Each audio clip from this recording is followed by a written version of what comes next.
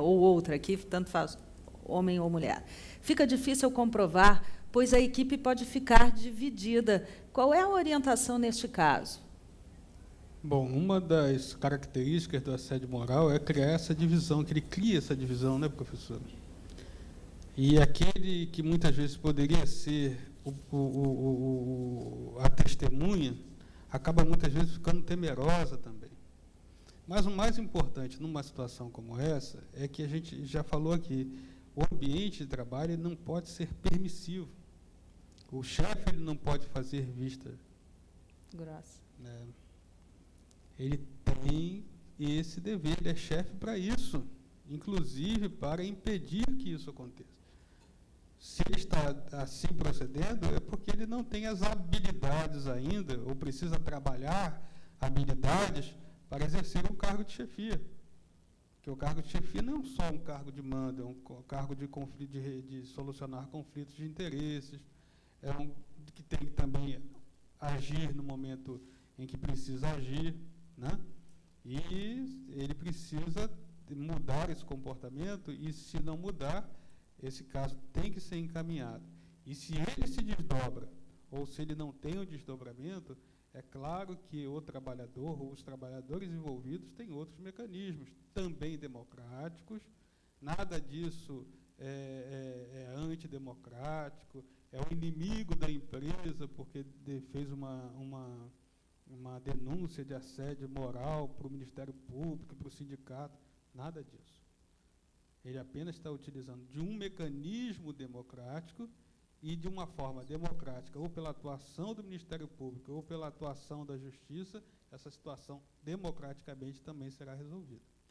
Bom, nós temos agora a última pergunta, e a gente gostaria de dizer que quem não conseguiu fazer a pergunta aqui, ou que não conseguiu, porque a gente conseguiu responder todas as que chegaram até aqui, né? Talvez o pessoal ainda tenha alguma dúvida, que existem canais para orientar e tirar dúvidas aqui dentro da empresa, vocês devem saber, que é a Ouvidoria Geral e também as áreas de RH. Diego, para terminar, a última pergunta para você. Do ponto de vista da empresa que deseja evitar o assédio moral, é correto ou recomendado os gerentes terem poder maior do que o RH no tratamento de questões adversas entre funcionário e gerente, ou ainda o gerente não poder ser avaliado por seus subordinados? Quem pergunta é o Stefano Cerqueira, ele é administrador da Petrobras, da BR, do RP, está aqui. Bem, Stefano, em relação à avaliação, existe a avaliação 360 graus, onde todos, no caso gerencial, todos avaliam, todo mundo avalia todo mundo. O gerente, ele avalia o subordinado, ele é avaliado, inclusive, pelos seus coordenados, avaliados pelos seus pares, e avalia seus pares também, e é avaliado pelo gerente imediatamente superior a ele. Então, a avaliação 360 graus, no caso do gerente, acontece, ele é avaliado. A outra pergunta com relação... do ponto de vista da empresa, ou ainda o gerente não pode ser avaliado pelos seus subordinados, e do ponto de vista da empresa... Se o gerente ele pode ficar acima de uma posição da área de recursos humanos da companhia. Não, repare como o RH ele se comporta. A área de recursos humanos da companhia, ela é corporativa, ou seja, ela estrutura normas e diretrizes para a companhia de maneira transversal, independentemente do empregado, do gerente, do EP, do abastecimento, do gás e energia, da área de serviços, do financeiro. Então, ela é corporativa.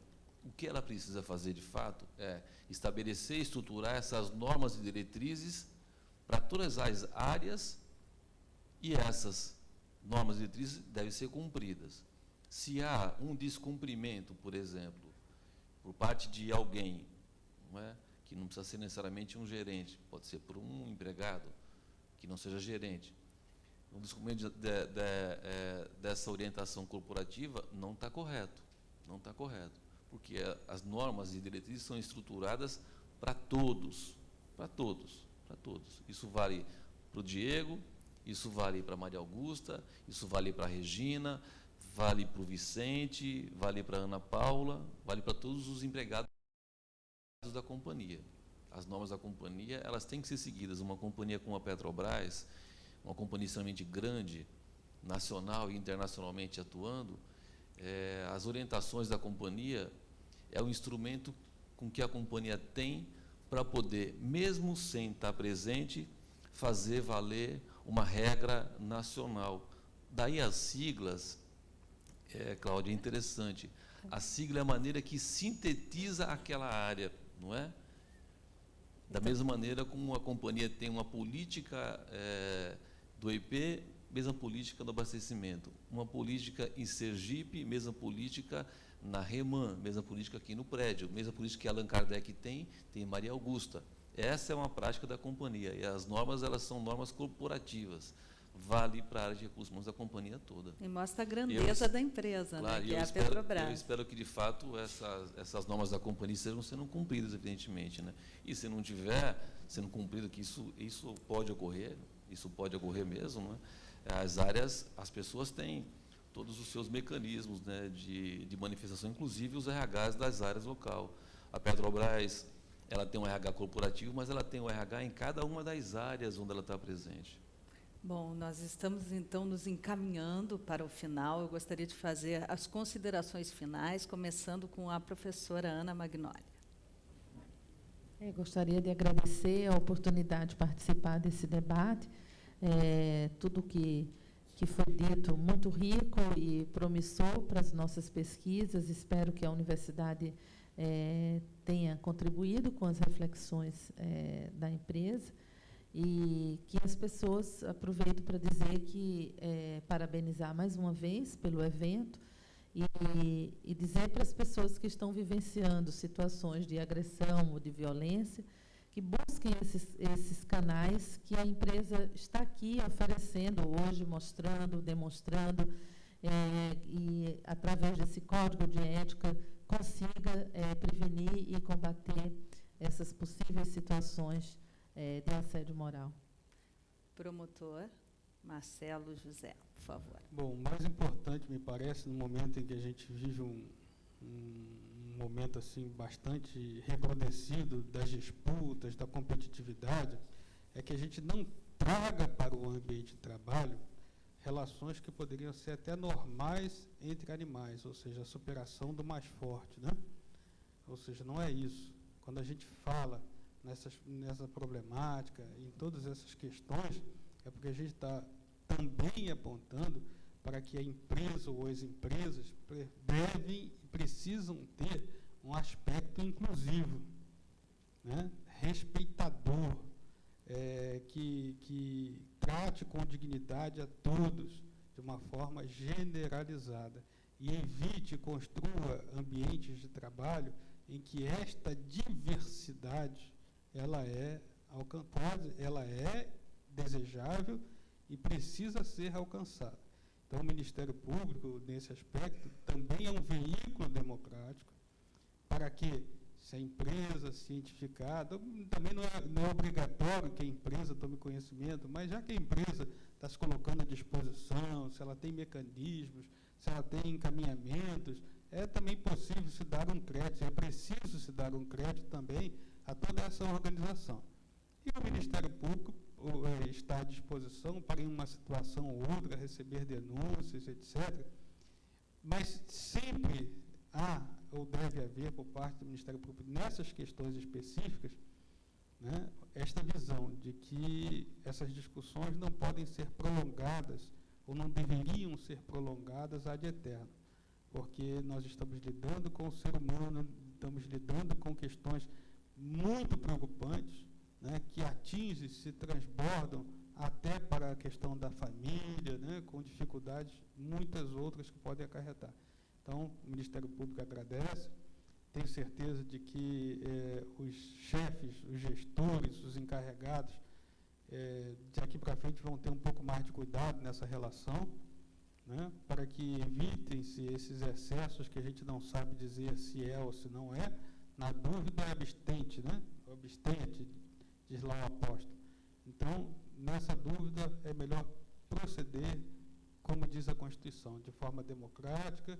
Você é chefe, sim, tem tudo, está investido de poderes legais. legalmente, por força do contrato, mas esses poderes não são absolutos. E tem do outro lado um trabalhador, uma pessoa que tem que ter sua dignidade respeitada. Obrigado. Guta.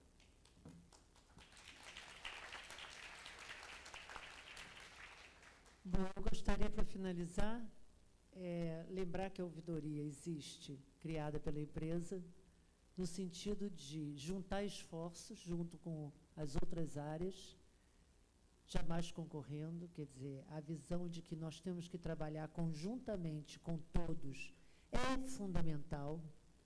Muitas vezes se tenta encobrir determinadas ações no sentido de uma certa competição, mas para não se desmerecer a imagem desse ou daquele órgão. Eu acho que a gente tem que ter a visão de que nós todos pertencemos a uma só organização, que essa organização e o desenvolvimento dela cada vez maior e o sucesso dela é o objetivo comum de todo mundo.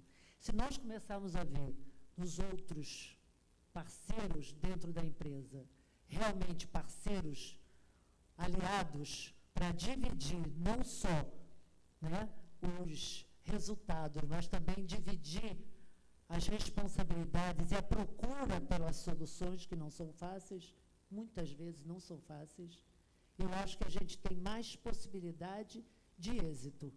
Não se trata nada mais, nada menos do que isso. E, para isso, a empresa dispõe de uma série de ferramentas, nos coloca à disposição uma série de ferramentas. Entre essas ferramentas está o Código de Ética. E, como eu disse anteriormente, cabe a cada um de nós se apropriar desse espaço, se apropriar desse código, para contribuir da melhor forma possível para o crescimento de nós todos, que é o que nós queremos. Em última instância, aqui nós temos uma relação, como eu disse durante toda a tarde, de trabalho, né, consagrada por um contrato, com leis absolutamente claras, com instrumentos claros, e cabe a nós fazer valer isso. Obrigada. Diego. Tudo bem, Cláudia. Primeiro, te cumprimentar pela condução aqui da mesa redonda. Obrigada. Tranquilo. Promotor Marcelo, agradecer aqui a sua presença, muito positiva, muito bacana mesmo. O trabalho que você teve com o RH na questão do Código de Ética foi muito importante. Traz as pessoas para uma reflexão. De vez em quando a gente tem que tomar um chacoalhão, tem que balançar a árvore, de fato, para poder cair umas mexericas, umas laranjas, e as que ficarem, repare aí para onde é que o mundo está caminhando. Professora Ana, sabedoria, conhecimento, acho que esse trabalho da universidade é fundamental, o mundo do trabalho carece disso.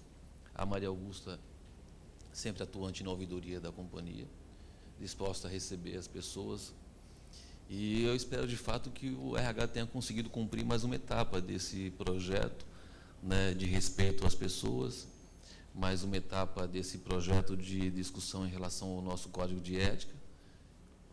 Particularmente, eu creio que é possível que o mundo consiga ter um desenvolvimento e respeito, não é? O trabalho também tem o seu papel social, fundamental isso.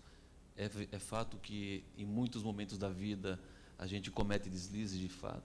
Não é? Quem é que não comete esse tipo de deslize? Muitas vezes, quem é que não se excede? Né? Não fazer a reflexão é que é o equívoco, né? Porque cometer deslizes na vida, todos nós cometemos também. Isso comete quem é gerente e quem não é gerente.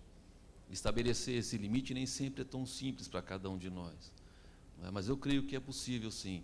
A Petrobras é uma empresa ímpar em diversos aspectos, tem conseguido se superar e superar as dificuldades que ou uns ou outros, e até mesmo a natureza trouxe, né, para a Petrobras, com relação à autossuficiência de petróleo em águas profundas. Podia ser a 2,5 metros do solo, mas está a 2.500 metros de profundidade de lâmina d'água, não tem problema, o homem mergulhou lá e encontrou. Dessa mesma natureza, a companhia tem conseguido superar. E, para poder finalizar, eu creio que a Petrobras, ela vive uma revolução interna do ponto de vista dos seus conceitos e dos seus valores também. A companhia admitiu nos últimos 5 anos cerca de 16 mil pessoas. Então, esse é um orgulho que, particularmente, essa administração tem. Eu me sinto muito felicitada por fazer parte dessa administração que consegue colocar para dentro da companhia 16 mil pessoas jovens, né, que chegam com vontade, com intenção de transformar, de modificar, de revolucionar, e os que são veteranos também, com vontade de passar essa energia, o serviço, o conhecimento, a sabedoria para esse jovem que vai tocar a companhia daqui para frente. Então, também, essas transformações que a companhia vive de mudanças, repare, durante muitos anos, em plataforma só tinha, de fato, o homem. Há pouco tempo atrás, que as mulheres prestaram e passaram um concurso, porque é um processo seletivo, a Petrobras não tem competência de ir lá dizer, eu quero aquela de olhos claros para trabalhar comigo. Ela não pode fazer isso. Ela tem que abrir o processo seletivo. Né? E é prova, e é objetiva a prova. E agora as mulheres estão passando. Então, também, essa mudança de cultura e de comportamento está acontecendo. Está acontecendo. E eu reparo que meus companheiros embarcados de plataformas e refinaria, eu vejo operadoras mulheres, porque no passado elas não podiam prestar porque não tinha braço forte para poder conseguir abrir uma válvula de 16 polegadas, de 22 polegadas. Mas hoje não, as válvulas são todas automatizadas. E eu vejo operadoras, instrumentistas mulheres, e os meus companheiros de plataformas estão recebendo essas companheiras como companheiras de fato de trabalho. Acontece que no passado não tinha 2 banheiros, tinha um banheiro só, meu rei. Não tinha 2 alojamentos, era um alojamento só, meu rei. E aí, como faz? Então, todos estamos passando por essa fase de transformação e de mudança. A Petrobras está, os homens e mulheres estão. Né? Eu, também, do ponto de vista de recursos humanos, tenho que ponderar de que tem que buscar um equilíbrio certo, de maneira alguma. A ação do mais forte sobre o mais fraco é uma conduta correta. Não, de maneira alguma. Essa é uma atitude que tem que ser eliminada de fato. Porque essa brutalidade o homem não pode permitir com o outro homem, do ponto de vista social, homem e mulher. Não é? Não tem espaço para brutalidade, para o convencimento na força. Isso não. Agora, também é necessário que haja uma certa vigilância para que a gente não perca uma maneira comum que nós somos, que nós temos de tratar um ao outro, não é? Poxa, que garota bonita. Não é bonita? Ela é bonita, pô. Então, não posso dizer, em alguns países não pode dizer isso. Porque se disser isso, ela vai me processar por assédio. Se eu ver uma criança na rua, eu não posso dizer que cabelo bonito que esse menino tem. Em alguns países eu não posso fazer isso. Então, também, essa cautela a gente tem que ter, para que, da mesma maneira como se radicaliza numa posição de brutalidade, de absolutismo e conduta ditatorial, também, do outro lado, a gente não passa a ter uma conduta de absoluta situação de que bastou olhar, pronto, está querendo. Né? Está querendo. O difícil é assim. chegar no equilíbrio, né? Então, eu acho que isso é um grande desafio. Esses tipos de eventos aqui, por exemplo, eles ajudam, né? Ajudam a transformar, a modificar, a revolucionar. E a Petrobras já tem uma prática de convívio com a diversidade. Ela vive com isso, ela vive. A diversidade do mundo está sendo maior para ela também, mas ela convive com isso. Ela tem essa habilidade, convive com a diversidade política, né? Diversidade sindical e diversidade das mais variadas maneiras. Muito obrigado, parabéns, obrigado pela paciência de vocês estarem aqui também nesse tempo todo, dos nossos amigos e companheiros que estão nos assistindo, acompanharam esse evento, e muitas vezes eles não conseguem fazer pergunta, fica ligado no monitor, esperando que você vai responder aquilo que ele está contando e perguntar, porque ele não consegue acessar. Às vezes acontece, às né? vezes acontece. Telepatia. É isso, muito obrigado a todos e parabéns pelo evento, aos meus companheiros aqui do Alavã. Neste momento, estamos encerrando a transmissão da Mesa Redonda Assédio Moral no Trabalho. Obrigada pela audiência e uma boa tarde a todos.